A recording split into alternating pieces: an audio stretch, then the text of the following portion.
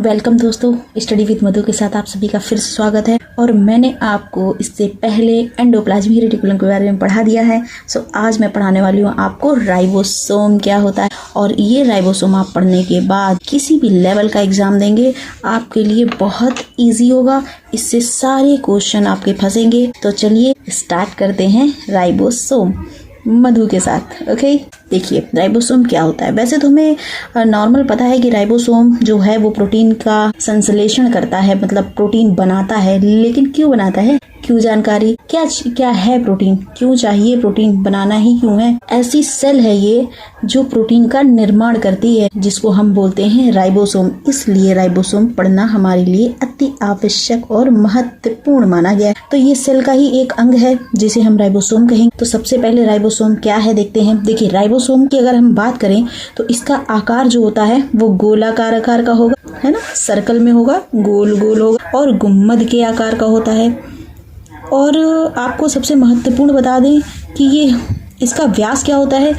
तो गुम्मद के आकार का 150 एंगस्ट्रॉम से 250 एंगस्ट्रॉम व्यास के होते हैं। अच्छा, कलाविहीन लिख दिया हमने, सॉरी, कलाविहीन क्या होते हैं, कलाविहीन सूक्ष्म कण होते हैं। तो गोल आकार गुम्मद जैसे होते हैं, 150 एंगस्ट्रॉम के 250 एंगस्ट्रॉम व्यास के होते हैं। ये कलाविहीन सूक्ष्म कण होते हैं राइबोसोम, इनका आकार। तो अगर आकार पूछ ले कि राइबोसोम का आकार कैसा होता है, तो राइबोसोम का आकार कैसा होगा, गोलाकार होगा बेटा, गुम्मद है, ठीक है। गुम्मद के आकार का होगा, कितने एंगस्ट्रॉम का होगा, तो 150 एंगस्ट्रॉम से लेकर 250 एंगस्ट्रॉम व्यास के होते हैं। अच्छा देखिए, इसकी खोज किसने की थी, है ना, महत्वपूर्ण है। खोज किसने की थी, सबसे पहले सन 1953 में, ठीक है, रॉबिन्सन और ब्राउन दो साइंटिस्ट आए, ठीक है। और उन्होंने क्या किया, 1953 में सेम की जड़ों की कोशिकाओं में से देखा। इसके बाद पैलाडे साहब आए और उन्होंने बताया कि सन 1955 में जंतु की कोशिकाओं में, उन्होंने बताया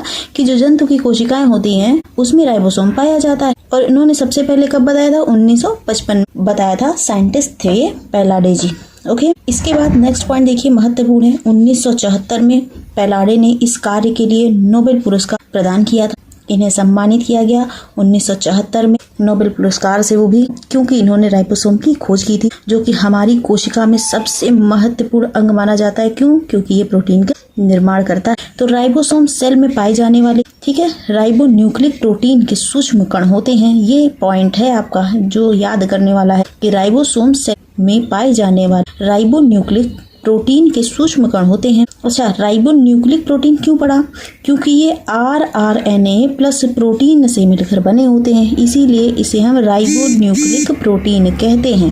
नेक्स्ट पॉइंट है, इसे प्रोटीन की फैक्ट्री भी कहा जाता है। प्रोटीन का निर्माण कर रहा है बेटा, तो जाहिर सी बात है इसे प्रोटीन की फैक्ट्री भी कहा ही जाएगा। ओके, नेक्स्ट, कुछ मात्रा में साइटोप्लाज्म में पाया जाता है और कुछ मात्रा में न्यूक्लियर मेम्ब्रेन एंड कुछ एंडोप्लाज्मिक रेटिकुलम की सतह पर पाए जाते हैं। तो राइबोसोम जो है वो साइटोप्लाज्म में, न्यूक्लियर मेम्ब्रेन में और एंडोप्लाज्मिक रेटिकुलम की सतह पर पाए जाते हैं। नेक्स्ट पॉइंट है, कुछ भाग में माइटोकॉन्ड्रिया तथा क्लोरोप्लास्ट में भी पाए जाते हैं। अब देखिए, अगर आपको एंडोप्लाज्मिक रेटिकुलम के बारे में जानना है तो पीछे मैंने पढ़ा दिया है बेटा, आप चैनल भी देख सकते हैं। न्यूक्लियोप्लास्ट, जहाँ तक कि साइटोप्लास्ट के बारे में बता दिया आपको, न्यूक्लियर मेम्ब्रेन के बारे में भी मैंने बताया है अच्छे से, और माइटोकॉन्ड्रिया और क्लोरोप्लास्ट भी मैंने पूरा ही पढ़ा दिया और बहुत अच्छे से पढ़ाया है। उसको आप एक बार जाकर रिवीजन कर लीजिएगा। थोड़ा आपको अजीब लगेगा, पढ़ेंगे ना आप तो आपको समझ में आ जाएगा, क्योंकि आपको मेरा पढ़ाया वो समझ में। इसके बाद नेक्स्ट पॉइंट देखिए, आकार और अवसादन गुणांक क्या।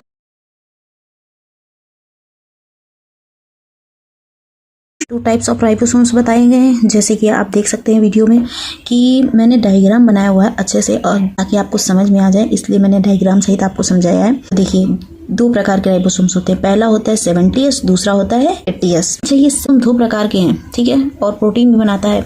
लेकिन देखिए, ये प्रोकैरियोटिक और यूकैरियोटिक कोशिकाओं में पाया जाता है। जैसे कि मैंने आपको पहले ही बता दिया था कि जो कोशिका थी, प्लांट कोशिका थी, उसमें जो खोजा गया था प्रोकैरियोटिक में, वो कौन से साइंटिस्ट ने खोजा था, और यूकैरियोटिक जीवित सेल्स में पहला डेनिची ने खोजा था। ठीक है, तो इसी तरह जो राइबोसोम थे वो दो प्रकार से बांट दिए गए, 70S राइबोसोम और 80S। तो 70S जो राइबोसोम था वो कौन सा था बेटा, वो पाया जाता था सूक्ष्म जीवों में पाया जाता था। और 80S राइबोसोम जो है वो कोशिकाओं में, जीवित कोशिकाओं में पाया जाने वाला होता है। ठीक है, देखिए राइबोसोम जो 70S राइबोसोम होता है ये आकार में छोटे होते हैं। आप देखिए यहाँ देखिए, ये सबसे छोटा वाला है, देखिए 70S, ये दिखा हुआ है 70S राइबोसोम।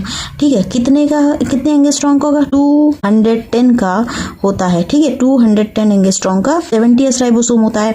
और बगल में देखिए ये लिखा हुआ है 200 से 240 एंगस्ट्रॉम का, ठीक है, 80S राइबोसोम्स होता है। ठीक, अच्छा ये देखिए 29 एंगस्ट्रॉम की इसकी लेंथ होती है, लंबाई। ठीक है, और ये जो इसकी चौड़ाई दी है वो 210 एंगस्ट्रॉम की हो गई। ये जो ऊपर वाला पार्ट आपको दिख रहा है, ये आपको जो पार्ट दिख रहा है वो 30S एंगस्ट्रॉम है, और जो ये नीचे वाला पार्ट आपको दिख रहा है वो कितना है, 50S एंगस्ट्रॉम का होता है। ठीक है, तो ये 70S हमने पढ़ लिया। इसके बाद देखिए ये है 80S राइबोसोम। तो ये जो आपको इसकी लेंथ देखिए 300 से लेकर 340 एंगस्ट्रॉम इसकी लेंथ होती है। ठीक है, और ये जो ऊपर वाला पार्ट आपको दिख रहा है ये 40S सब यूनिट्स है। ठीक है, 40S एंगस्ट्रॉम का है।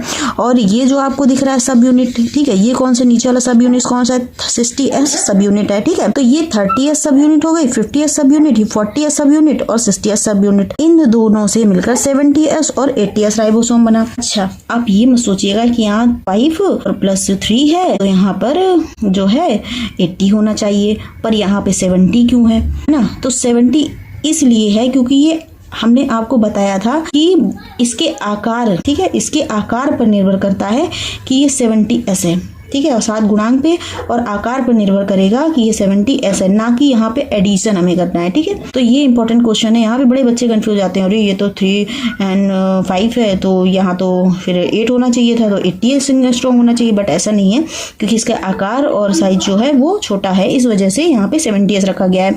और ये कौन सा है, 80S है। इसके जो ऊपर दिया हुआ बेटा ये 40S है, और ये नीचे वाला कौन सा है, तो ये देखिए 70S राइबोसोम, ये आकार में छोटे होंगे और इनका अवसाद गुणांक 70S होता है। तो अवसाद गुणांक और आकार के आधार पर इसे 70S कहा गया है। ठीक है, और छोटा कहा गया है। 80S देखिए राइबोसोम क्या होता है, ये आकार में अपेक्षाकृत क्या होते हैं, बड़े होते हैं। देखिए अपेक्षाकृत दिख रहे हैं बेटा बड़े, इसमें सोचने वाली समझने वाली बात ही नहीं है। तो अपेक्षाकृत क्या है, बड़े होते हैं। और इनका अवसाद गुणांक कितना होता है, 80S, ये क्या है 80S होता है। ठीक, देखिए सिंपल सी बात है। देखिए ये जो 70S राइबोसोम, यहाँ से मैं यहाँ लिखी हूँ 70S राइबोसोम, ये कहाँ पाए जाएंगे, देखिए जीवाणु में, हरित लवक में और माइटोकॉन्ड्रिया में पाए जाते हैं। ठीक, 70S जो होते हैं बेटा वो देखो 50S जो है वो लार्ज है, 50S क्या है, लार्ज है, और 30S क्या है, स्मॉल है। 80S में आइए, देखिए ये 60S क्या है आपका, लार्ज का हो गया, और 40S क्या हो गया आपका, स्मॉल का हो गया। ठीक, देखिए 60S क्या होता है, ये भाग एंडोप्लाज्मिक जालिका,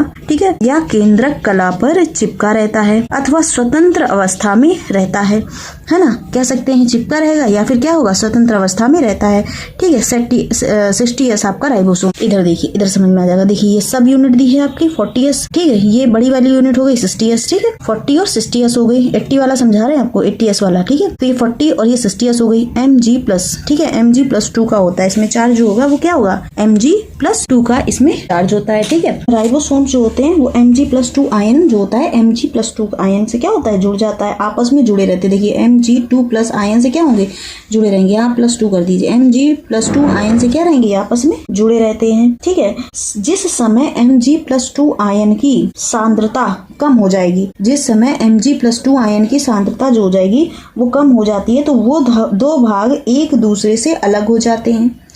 ठीक है, ये दोनों भाग क्या होंगे, एक दूसरे से अलग हो जाएंगे, और अलग होने के बाद Mg+2 आयन अधिक स्वतंत्र, मतलब 10 गुनी हो जाने पर दो राइबोसोम एक दूसरे से जुड़ जाएंगे। 10 गुनी जब हो जाएगी तो दोनों राइबोसोम्स क्या होंगे, एक दूसरे से ये जुड़ जाते हैं। द्वितीय, जिसे हम द्वितीय कहते हैं, डायमर कहते हैं, जिसे हम इंग्लिश में डायमर और द्वितीय कहते हैं। ठीक है, द्वितीय कहते हैं। और प्रोटीन संश्लेषण के समय ये 4-5 राइबोसोम, प्रोटीन जब संश्लेषण किया जाएगा ना उस समय पे ये 4 और 5 राइबोसोम mRNA के ऊपर एकत्र हो जाते हैं। ठीक है, 4 होंगे या 5 होंगे राइबोसोम, क्या करेंगे mRNA पे एकत्र हो जाएंगे। ठीक है, इससे हम क्या बोलेंगे पॉलीसोम्स, इसे हम क्या बोलेंगे पॉलीसोम्स। और इसी को पूरा हम क्या बोलते हैं पॉलीराइबोसोम्स, इसी को हम पूरा बोलते हैं पॉलीराइबोसोम्स। इन्हीं को हम पॉलीराइबोसोम्स कहते हैं। अगर क्वेश्चन आ जाए कि बताइए पॉलीराइबोसोम्स किसे कहते हैं। ठीक है, तो जो ये स्वतंत्र अवस्था में 4 जो दिख रहे हैं आपको mRNA में जुड़े हुए, इसी को हम पॉलीराइबोसोम्स कहते हैं।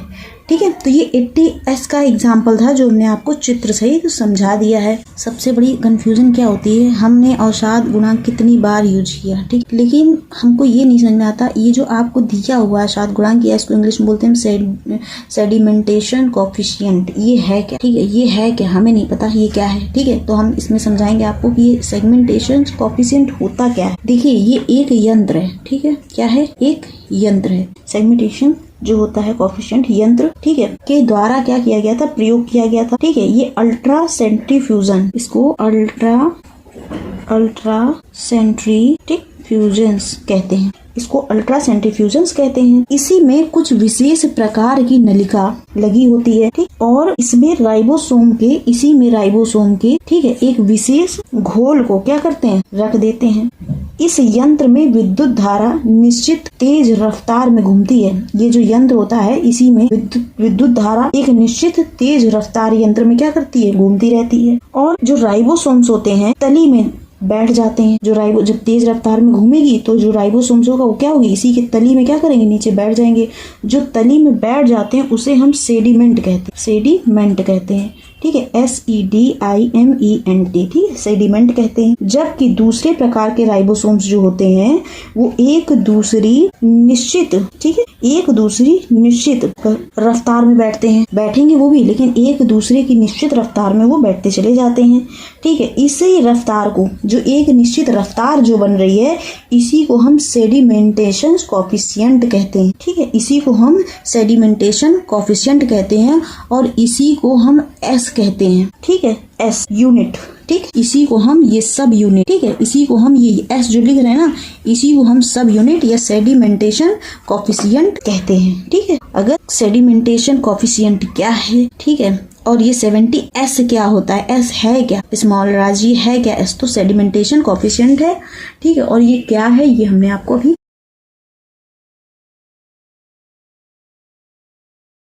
बता दिया। चलिए देखिए, यहाँ लिखा हुआ है सब यूनिट। ठीक, तो सब यूनिट क्या है, सब यूनिट क्या, देखिए छात्रों, देखिए 70S राइबोसोम्स सीधे एक दूसरे से जुड़ना नहीं होता। तो जो आप ये 50S है और ये 30S है, तो दोनों जो मिल जाएगा तो 50 प्लस का 30 = 80 होना चाहिए। पर ये नहीं होगा, ऐसा नहीं होता, ये नहीं होगा। यहाँ पे आप गणित मत लगाइए। ठीक है, ये 70 क्यों हो रहा है, ये 70S क्यों हो रहा है, क्योंकि इसका आकार, ठीक है, आकार और घनत्व, एक आकार और घनत्व जो है वो दर्शाता है। 70S का आकार और घनत्व दर्शाएगा। ठीक, इसलिए इसको 70S कहते हैं, ना कि इसको ऐड करके कहते हैं। लक्षण है क्या, अंगों की पहचान। देखिए, अंगों की पहचान का क्या मतलब है, देखिए यहाँ पे हमने अंग बनाए थे आपको 30 और 50, वो हमने आपको बता दिया है। ठीक है, कि 30 और 50 में कैसे क्या अंग की पहचान होगी। ठीक, अब 70S राइबोसोम की खोज किसने की थी, जेम्स ए लैक ने इसकी खोज 1981 के अनुसार की।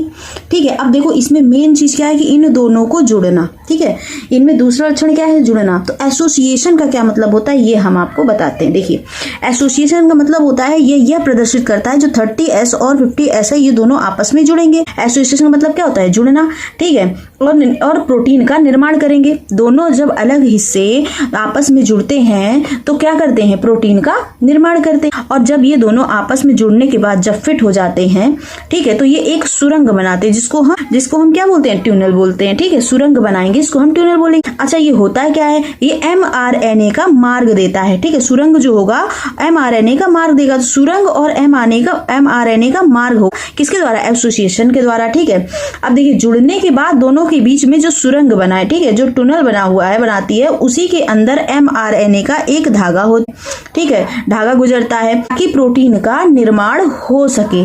ठीक है। प्रोटीन बनाने के लिए हम mRNA और राइबोसोम के आपस में जुड़ने की ये पूरी प्रक्रिया, ठीक है, पूरी प्रक्रिया दिखाता है कि प्रोटीन का निर्माण किस तरीके से हो रहा है। तो इसी के साथ आपका जो राइबोसोम का चैप्टर था वो समाप्त हो चुका। ठीक, अगर हो गया इतना, यहाँ तक कि जो भी क्वेश्चन होंगे वो आप आराम से सॉल्व कर लेंगे बच्चों। बाकी अगर कुछ आपको लगता है कि रह गया हो तो वो आप हमें बताइएगा, जरूर कमेंट में लिखिएगा।